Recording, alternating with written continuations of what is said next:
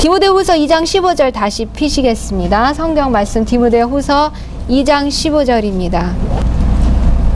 내가 진리의 말씀을 옳게 분변하여 부끄러울 것이 없는 일꾼으로 인정된 자로 자신을 하나님 앞에 드리기를 힘쓰라. 디모데후서 2장 15절이었습니다. 사도 바울 선생님이 자기의 어린 학생이자 또 자기의 제자였던 디모데에게 당부하실 말씀입니다. 우리가 내 부끄러울 것이 없는 일꾼으로 인정된 사람은 과연 어떤 사람인지 여기에 나옵니다. 진리의 말씀을 옳게 분별하는 사람입니다. 그리고 여기 이렇게 말씀하셨어요. 디모데후서 2장 19절로부터 24절. 그러나 하나님의 견고한 터는 섰으니 인침이 있어 일렀으되 주께서 자기 백성을 아신다 하며 또 주의 이름을 부르는 자마다 불의에서 떠날지어다 하였느니라. 큰 집에는 금과 은의 그릇이 있을 뿐 아니라 나무와 질 그릇도 있어 귀 쓰는 것도 있고 천이 쓰는 것도 있나니 그러므로 누구든지 이런 것에서 자기를 깨끗하게 하면 귀히 쓰는 그릇이 되어 거룩하고 주인의 쓰심에 합당하며 모든 선한 일에 예비함이 되리라. 또한 내가 청년의 정욕을 피하고 주를 깨끗한 마음으로 부르는 자들과 함께 의와 믿음과 사랑과 화평을 좇으라. 어리석고 무식한 변론을 버리라. 이에서 다툼이 나는 줄 알미라. 마땅히 주의 종은 다투지 아니하고 모든 사람을 대하여 온유하며 가르치기를 잘하며 이것이 또한 주님의 종 부끄러울 것이 없는 일꾼의 자세인 것을 보여주십니다. 디모데전서 뒤로 가서 4장 11절로 16절에 보시면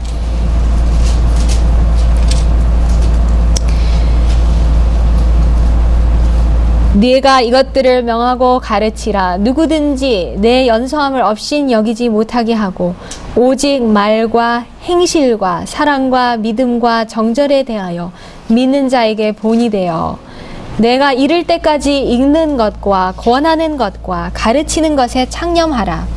내 속에 있는 은사 곧 장로의 회에서 안수받을 때에 예언으로 말미암아 받은 것을 조심 없이 말며 이 모든 일에 전심전력하여 너의 진보를 모든 사람에게 나타내게 하라. 내가 내 자신과 가르침을 삼가 이 일을 계속하라. 이것을 행함으로 내 자신과 내게 듣는 자를 구원하리라.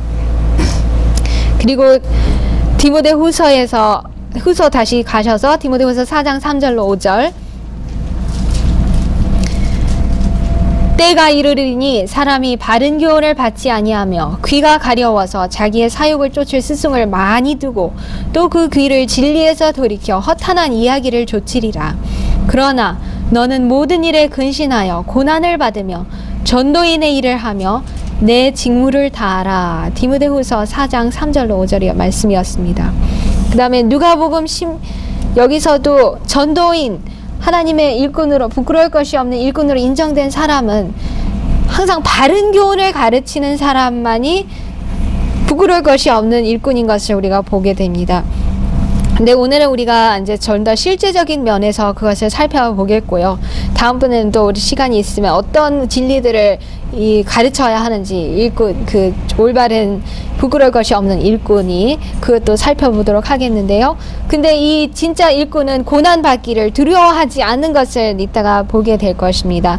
누가복음 16장 10절도 한번 보시겠습니다. 누가복음 16장 10절 지극히 작은 것에 충성된 자는 큰 것에도 충성되고 그런데 우리가 그의 모범을 한 선지자의 생애에서 볼 수 있습니다. 그 선지자가 누구였는지 한번 알아맞혀 보시겠어요? 시간이 없으므로 제가 말씀드릴게요. 엘리사, 선지자 엘리사에서 작은 곳에서부터 충성해서 하나님께서 가장 높이시는 그 선지자에 이르기까지 그의 삶을 전체적으로 보여주는 것을 우리가 잠시 살펴보겠습니다. 엘리사는 가난한 집안에서 태어난 어느 소년도 아니었습니다. 여기 선지자 왕이 계속 엘리사에 대해서 설명하시는 것을 보시면 엘리사의 아버지는 부유한 농부였고 그 가족들은 거의 보편화됐던 베도의 시대에도 바알에게 무릎을 꿇지 아니한 무리 중에 속해 있었다. 그 그들의 가정은 하나님께서 영광을 받으시는 곳이었고 고대 이스라엘의 신앙에 충성하는 것이 날마다의 생활의 법칙이었던 곳이었다. 엘리사의 가정은 부유했음에도 불구하고 엄청난 배도의 시대에 바알에게 무릎을 꿇지 않은 7,000명에 속한 그 무리였고요. 그들의 가정은 어떤 때 사람들에게 보이기 위해서가 아니라 날마다의 생활 법칙에서 하나님께서 영광을 받으시는 곳이었어요. 그런 환경에서 엘리사는 자라났습니다. 그의 교육 환경이 어떠하였는지 계속 보십시다. 이와 같은 환경 속에서 엘리사는 그의 어린 시절을 보냈다. 조용한 전원 생활 가운데서 하나님의 교훈과 자연의 가르침을 배우고 유용한 일에 대한 훈련을 받음으로 단순한 습관과 부모와 하나님께 순종하는 것을 배웠다. 이것이 후일에 엘리사로 하여금 그가 차지할 높은 직분을 감당하기에 적합한 자가 되도록 했다. 엘리사는 조용한 시골 생활을 한 것을 볼 수 있었고요. 또 유용한 일에 대한 훈련을 받았습니다. 그 유용한 일에 대한 훈련을 받을 때 단순한 습관을 형성하였고요. 첫 번째로 부모와 하나님께 순종하는 것을 배웠어요. 그랬기 때문에 그가 높은 직분을 감당하기에 적합한 사람이 되었다고 분명히 말씀하십니다. 엘리야가 엘리사를 찾았을 그 당시 엘리사는 무엇을 하고 있었죠? 아버지의 종들과 함께 밭을 갈고 있었습니다. 일반적으로 아까 들으셨지만 부유한 집에서 자랐다고 했잖아요. 부유한 집에서 자라면 보통 때는 이제 주인들은 일을 안 하잖아요. 종들만 시키고. 근데 엘리사는 그러지 않았습니다. 종들과 함께 수많은 멍에를 맨 이 소들을 끌고 밭을 갈고 있었습니다. 그때 바로 자기 가까이에 있는 일을 하고 있었고요. 이렇게 말씀하십니다. 그는 사람들을 지도할 능력과 섬기고자 하는 겸비한 마음을 소유하고 있었다. 그는 조용하고 온순한 정신을 가졌음에도 불구하고 활동적이고 확고부동하였다. 수많은 이런 좋은 면들을 갖고 있었음을 볼 수 있습니다. 배우고자 하는 마음이 있었고 또 배우고자 하는 마음이 있어야 사람들을 가르칠 수 있는 마음이 있다는 것을 보여주시고요. 또 조용할 때는 조용할 수도 있고 온순할 수도 있고 그렇지만 원칙을 위해서는 불효불근의 정신으로 확고부동하였습니다. 그는 성실함과 충실함과 하나님께 대한 사랑과 경외심을 가지고 있었고 매일의 평범한 일과에서 강한 목적과 고상한 품성을 향상시켰으므로 그의 은혜와 지식이 끊임없이 증가하였다. 그는 집안일에 그의 아버지와 협력함으로 하나님과 협력하는 것을 배우고 있었다. 우리 어린이들에게, 그래서 학생들에게, 청소년들에게 우리가 어린 시절부터 가장 먼저 배워야 할 교훈은 부모님을 순종하는 것을 가르치라고 그랬어요.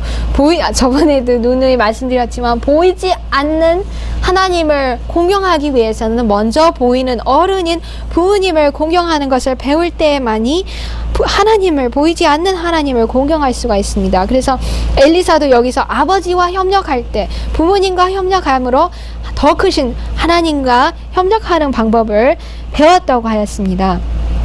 그래서 여기서 이렇게 보시면 이렇게 나와 있어요.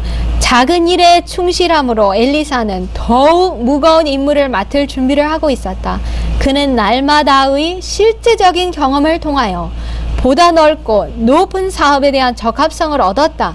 그는 섬기는 일을 배웠고 이것을 배움으로 또한 가르치는 법과 인도하는 법도 배웠다. 그래서 나중에 열왕기하 3장 11절에 보시면 나중에 이제 여호사밧 왕이 아합 왕이랑 어떻게 무슨 협상을 하러 갔을 때 여호사밧이 불안했어요. 하나님의 선지자도 없이 자기 멋대로 무엇을 할까봐 우리가 아합 왕에게 우리가 여호와께 물을 만한 여호와의 선지자가 여기 없느냐 이렇게 여쭈었을 때 그 신하 중에 하나가 어떻게 대답하였냐면 전에 엘리야의 손에 물을 붓던 사밧의 아들 엘리사가 여기 있나이다.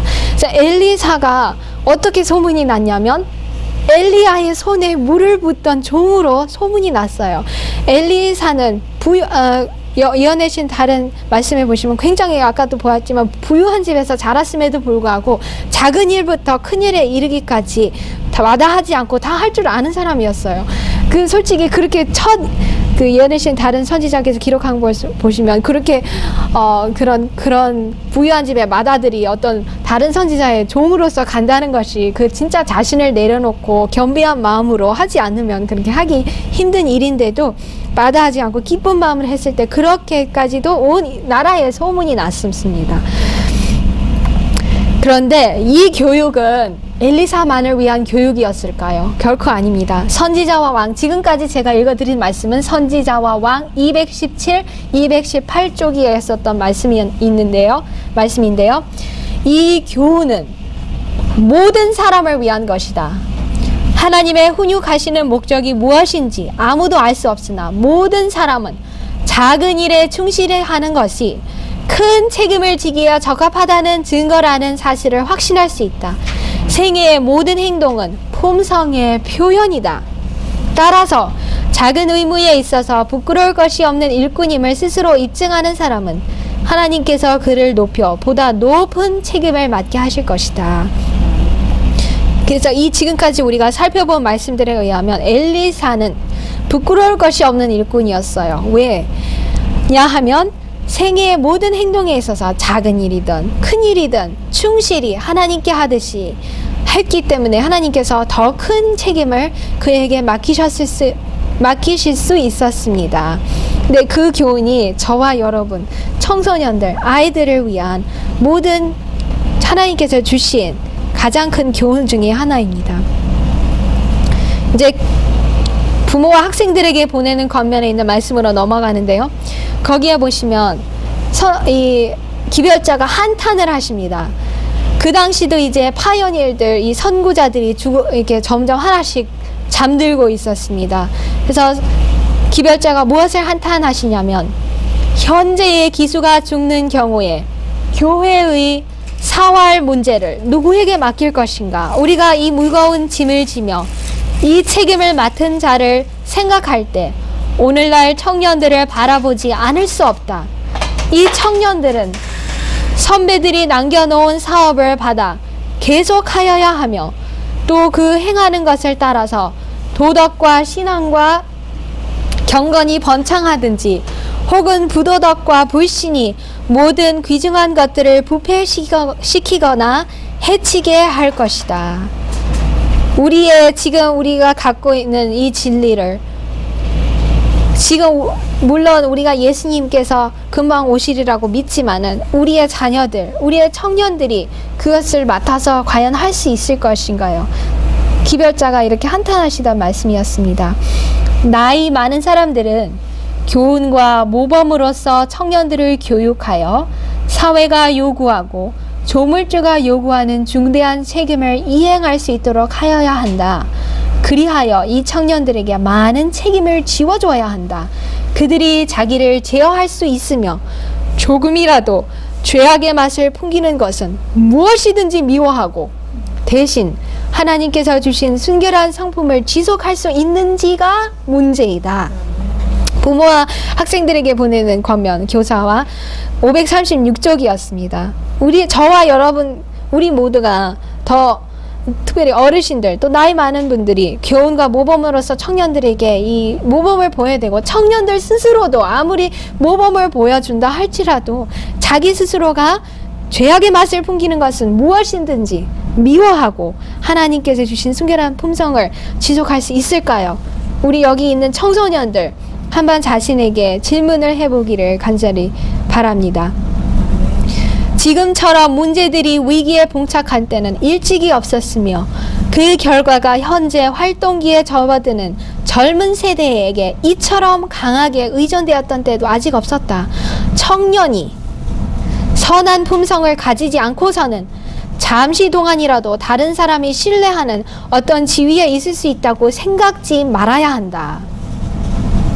이런 망상은 가시덤불에서 포도를 따며 엉겅퀴에서 무화과를 얻으려고 기대하는 것과 마찬가지이다. 여러분들 엉겅퀴에 가서 무화과 딸 수 있습니까? 엉겅퀴에는 가시밖에 없습니다. 근데 우리가 선한 품성 없이 하나님의 사업을 참여하고 또 이런 다른 사람들이 신뢰하고자 하는 이런 위치에 과연 갈 수 있습니까? 아니라고 이렇게 말씀하십니다. 벽돌집을 지을 때, 특별히 벽돌집, 오늘날은 뭐 사람들이 집을 이제 그런 조립식으로도 많이 짓잖아요. 그러니까 한 번에 이렇게 이런 큰 판넬들을 붙여서 빨리빨리 올라가는 것들 우리가 많이 볼 수 있고, 뭐 통으로도 붙고 하는 것을 볼 수 있지만, 특별히 벽돌집, 그래도 그 외의 모든 건축물들도 기초 없이 지을 수는 없습니다. 기초 없이 처음부터 지붕이 지어져서 나중에 기초가 짓는다, 그것은 있을 수가 없어요. 차근차근 기초부터 시작해서 그 다음에 기초를 깔고 그 다음에 벽돌을 하나하나 쌓아 올려야 합니다. 저희 집을 지을 때도 저희가 선수해 보고 눈으로 확인을 하고, 여러분들도 분명히 보셨습니다. 벽돌 하나하나를 쌓아 올라갈 때에 그것이 무너지지 않는 집이 되는 겁니다. 그런데 선한 품성도 그와 같다고 말씀하십니다. 선한 품성은 마치 벽돌을 쌓는 일처럼 하나씩 하나씩 점차적으로 쌓아 올라가지 않으면 안 된다. 청년들로 성공적으로 하나님의 사업에 일할 수 있게 하는 품성은 저들의 능력을 활용하며 하나님께서 주신 모든 편의를 사용하고 또 모든 지혜의 근원이신 하나님과 결합함으로써 얻을 수 있는 것이다.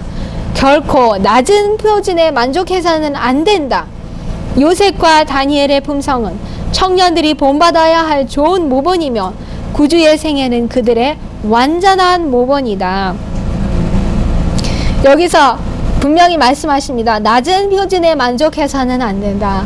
근데 우리가 이 예화를 또 이 실제적인 교훈을 날마다의 생활에서도 볼 수 있어요. 운동선수가 예를 들어서 올림픽에 가서 금메달을 목표로 가지고 가는 사람은, 혹시 엄마도 맨날 누누이 저희한테 말씀하셔요. 예를 들어서 서울대 가고자 하는 사람이 서울대를 목표를 두고, 그건 그냥 한 예입니다. 서울대를 가라는 말은 절대 아닙니다. 여러분들 다 이해하시죠? 이 세상 일에서도 서울대를 목표를 두고 가면은 서울대 혹시 못 들어가면 그 다음 단계라도 들어가는데, 그냥 서울대도 목표도 아니고 그 다음 단계도 아니고 그냥 잘 되겠지, 노력도 안 하고 하면 서울대는커녕 그 다음 단계는커녕 제일 밑에 것도 간신히 들어가고 들어갈 수도 없습니다. 그와 마찬가지로 이 선한 품성, 하나님의 일에서도 우리가 낮은 표준을 갖고 되리라고는 기대해서는 결코 안 될 것입니다.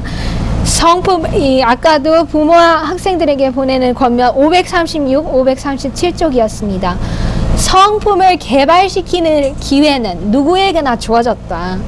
그러므로 누구나가 다 하나님의 크신 경륜 가운데 자기의 맡은 직책을 이행할 수 있다.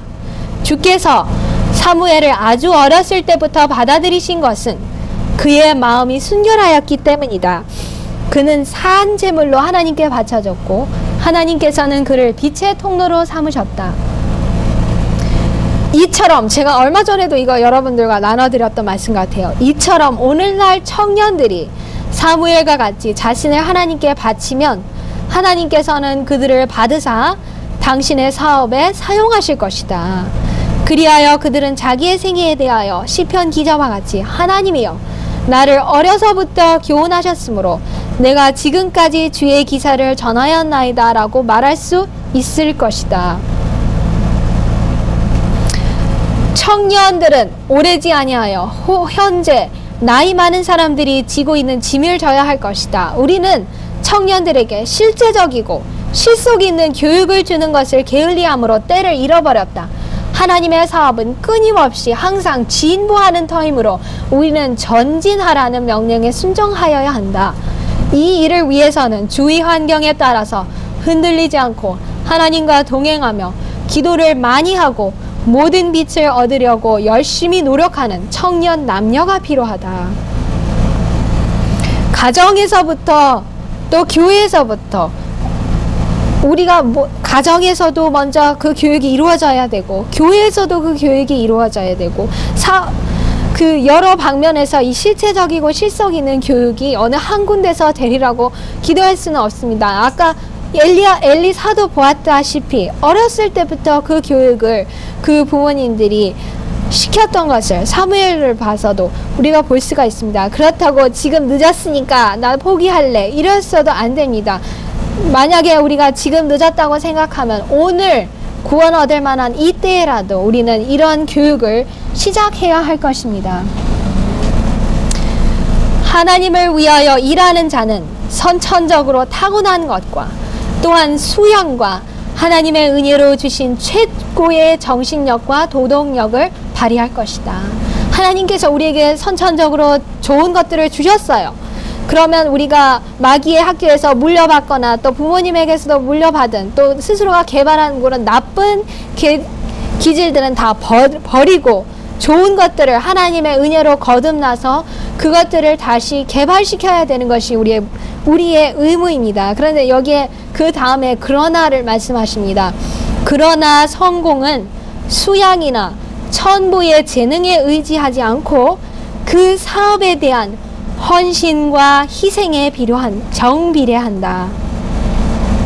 우리가 얼마만큼 헌신하고 노력하고 희생하느냐에 따라서 성공이 올 것입니다. 제가 얼마 전에 그 연구 결과를 이제 세이브해 놓지 않은 게 좀 아쉬운데요. 제가 얼마 전에 이걸 읽었어요. 이 어린이들을 두고 연구 결과를 했대요. 그래서 한쪽 어린이들에게는 이제 연구원들이 너희들은 천재야, 너희들은 공부 잘해, 너희들은 잘할 거야, 너희들은 천재니까 이렇게 하는 아이들하고 너희들이 천재라고 하는 것이 아니라 너희들이 노력하면 좋은 결과를 얻을 수 있어, 더 노력해봐서 더 좋은 결과를 얻어봐라, 이렇게 두 가지 그룹을 놓고 공부를 했더니 너희들이 천재라고 이렇게 칭찬해준 아이들은 자기들이 천재라고 아예 처음부터 착각을 하기 때문에 노력을 안 하더라는 거예요.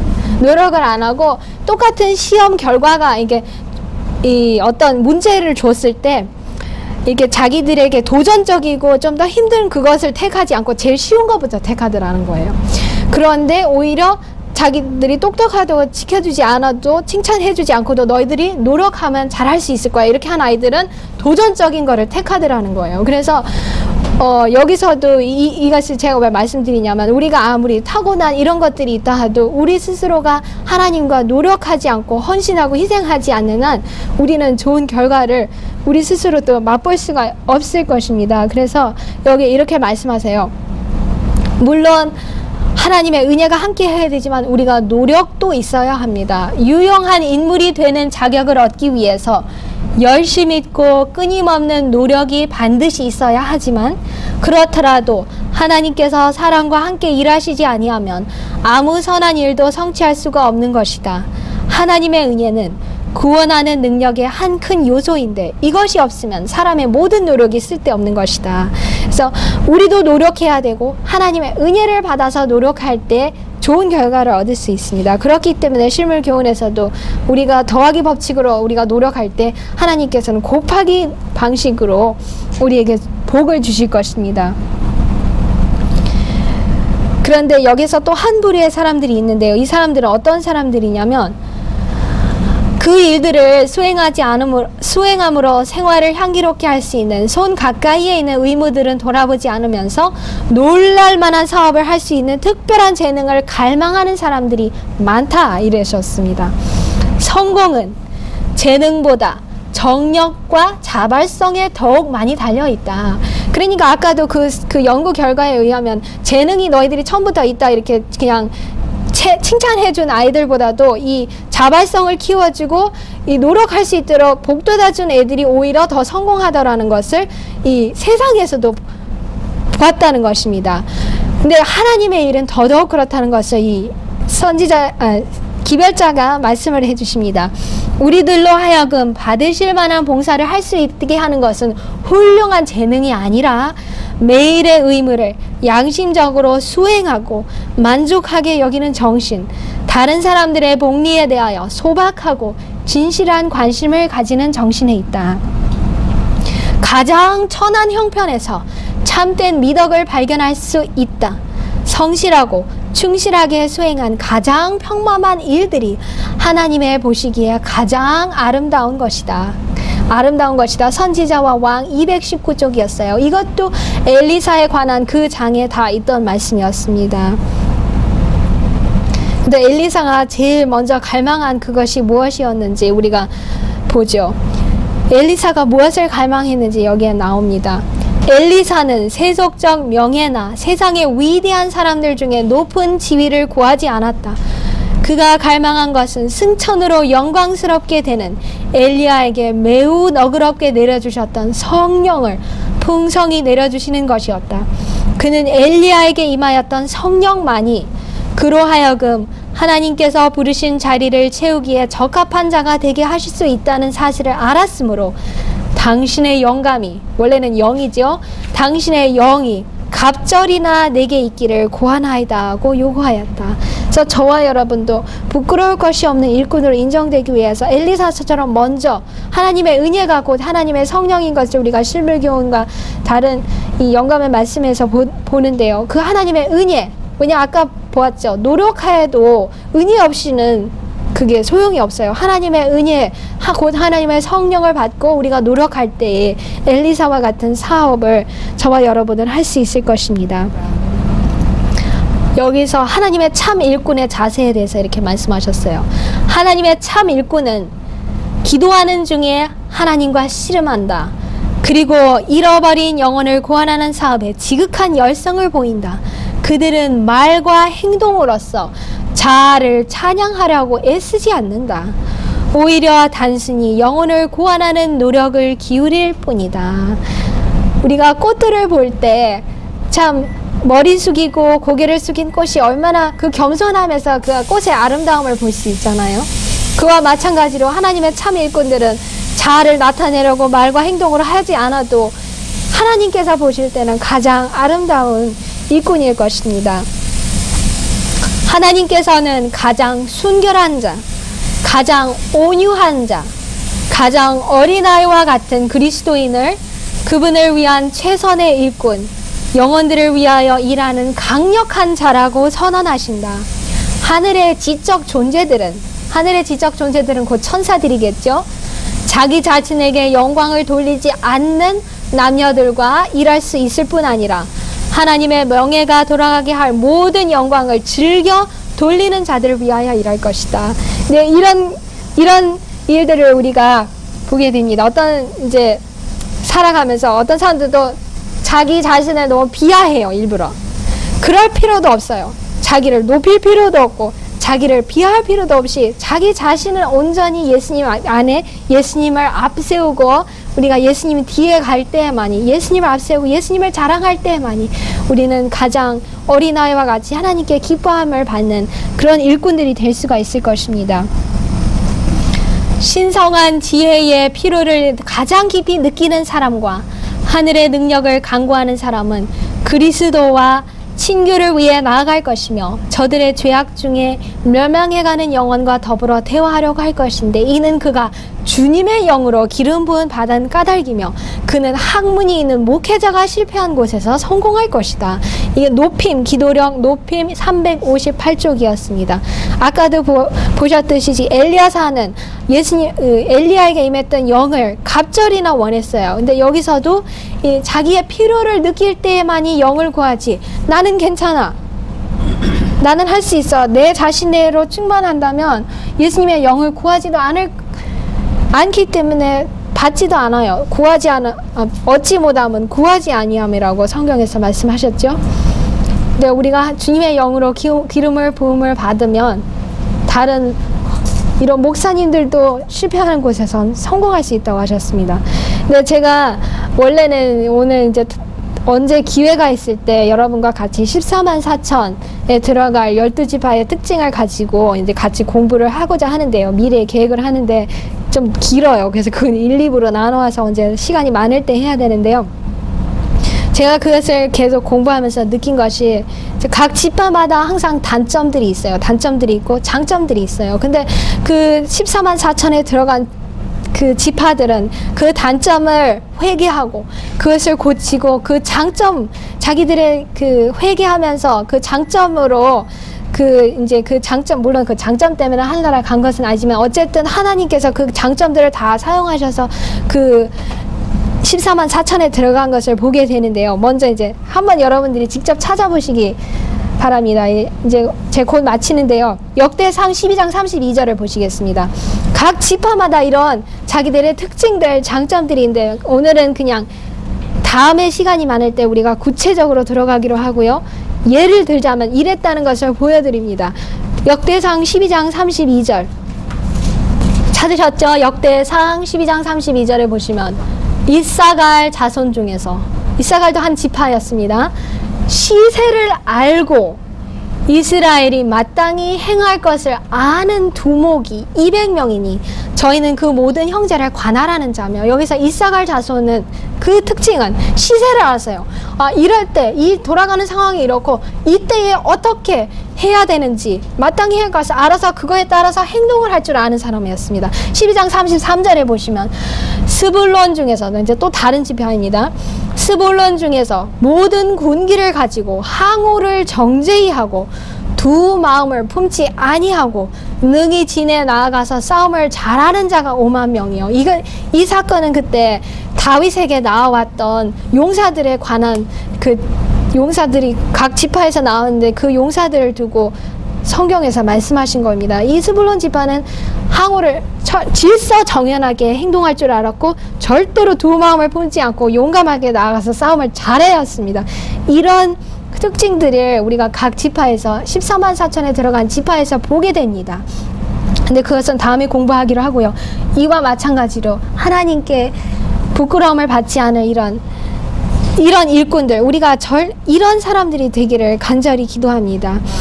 일편단심입니다. 그리스도의 생애에 있어서는 모든 것이 그분의 사업, 꼭 그분께서 성취하기 위하여 오신 위대한 구속 사업의 종속적인 것으로 되었다.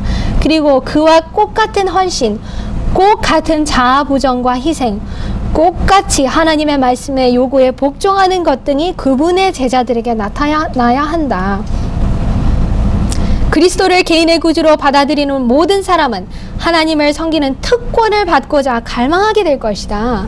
하나님을 섬기는 것이 이거 무거운 아유 하기 힘들어 아이고 싫어라 이런 것이 아닙니다. 하나님을 위해서 하는 일은 특권으로 감사히 여깁니다. 그를 위하여 하늘이 이루어진 일을 명상할 때 그의 마음은 무한한 사랑과 경이로운 감사의 마음으로 감동을 받는다. 그런 마음으로 감동을 받아서 하나님을 위해서 봉사하는 것을 특권으로 여기는 것이, 그지? 만약에 이것이 특권일 불만거리가 된다면 아직 하나님께서 우리에게 주신 사랑이 우리의 마음에 감사의 마음으로 넘치지 않기 때문에 그런 마음이 있다는 것을 이 치료의 봉사에서 볼 수 있습니다. 다시 읽어드리면요. 그는 자기의 능력을 하나님의 사업에 다 바쳐 헌신함으로 감사의 마음을 나타내고자 열망하게 된다. 그는 그리스도와 그분께서 사신 소유멜에 대한 사랑을 나타내고자 갈망한다. 그는 노고와 어려움과 희생을 갈망한다. 또 영어로 보면 covet이에요. 탐낸다. 우리가 우리 인간적인 마음은 수고, 노고, 어려움, 희생이 하면 탐내지 않잖아요. 인간적인 마음은 싫어하고 멀리하고 피하잖아요. 근데 진짜 하나님의 일꾼은 하나님을 위한 노고와 어려움과 희생은 탐낸다고 했어요. 우리가 다른 사람들 성경에서 물론 탐내지 말라고 했잖아요. 근데 좋은 것이 있으면 이제 인간의 마음이 탐내고자 하는데 이런 것을 하나님을 위해서 탐내는 진정한 일꾼들이 되기를 저와 여러분들이 간절히 이번 2015년에 구합시다. 예, 제가 마지막으로 읽어드릴게요. 치료봉사 502쪽이었고요. 진정한 하나님의 일꾼은 최선을 다하게 될 것이다. 왜냐하면 그는 그렇게 함으로 그의 주님을 영화롭게 할 수 있기 때문이다. 그는 그의 모든 역량을 개발시키기 위하여 노력할 것이다. 그는 그 모든 의미를 하나님께 하는 것처럼 이행할 것이다. 그의 한 가지 소망은 그리스도께서, 내가 아니라 예수님께서 존경과 완전한 봉사를 받게 하는 것이 될 것이다.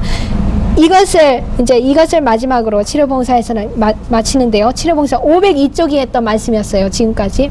제가 이 그림이 누가 화가가 있으면 이 그림이 있었으면 참 좋겠습니다. 여러분들도 아마 읽으셨을 거예요. 쟁기와 제단 사이에 서 있는 수소를 묘사한 그림이 있는데 여러분들이 상상해 보세요. 거기에는 밭 일항에서 일을 하든지 희생 제물의 단 위에 받쳐지든지 어느 것이나 할 수 있는 준비가 갖추어져 있다라는 글씨가 쓰여져 있다. 이것이 하나님의 참 자녀의 자세, 곧 즐거운 마음으로 의무가 요구하는 곳으로 가서 구주의 사업을 위하여 자아를 부정하고 희생할 수 있는 자세이다. 그래서 우리가 이 2014년을 마감하고 2015년에 들어가면서 이런 수소와 같이 하나님께서 나를 제단 위에 요구하신다면 즐거이 제단에도 올라가고, 또 밭에서 쟁기를 잡고 끌기를 원하신다면 어느 것이나 내가 준비가 되어 있는 참 자녀의 자세를 갖추는 저와 여러분들이 되기를 간절히 기도하고 마치겠습니다. 마지막으로 성경절 고린도전서 4장 1절 2절입니다. 사람이 마땅히 우리를 그리스도의 일꾼이요 하나님의 비밀을 맡은 자로 여길지어다. 그리고 맡은 자들에게 구할 것은 충성이니라. 우리가 예수 그리스도의 좋은 군사로 끝까지 충성하시는 우리 모두가 되기를 간절히 기도하면서 말씀을 드리겠습니다.